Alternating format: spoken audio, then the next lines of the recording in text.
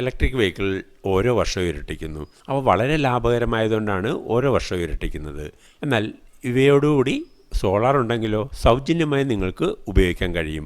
അതിൻ്റെ അർത്ഥം പണം മുടക്കാതെ ഇലക്ട്രിക് വെഹിക്കിൾ സോളാറും ലഭ്യമാകും എന്നാണ്. തീർച്ചയായും ഇത് വിശ്വസിക്കാൻ പ്രയാസമാണ്.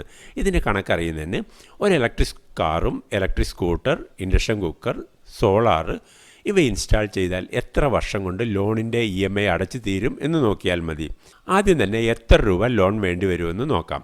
ഒരു ടാറ്റ ടിയാഗോ ഇലക്ട്രിക് കാറിന് ശരാശരി 9 ലക്ഷം രൂപ, 5 കിലോവാട്ട് ഓൺ ഗ്രിഡ് സബ്സിഡി കഴിഞ്ഞ് ശരാശരി 2.5 ലക്ഷം രൂപ, ഇലക്ട്രിക് സ്കൂട്ടർ 1.25 ലക്ഷം രൂപ, ഇൻഡക്ഷൻ കുക്കർ 5000 രൂപ, ഇങ്ങനെ മൊത്തം 12,80,000 രൂപ ലോൺ വേണ്ടി വരുന്നു.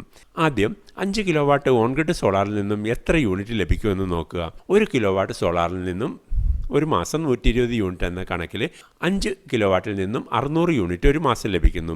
ഇതിൽ 360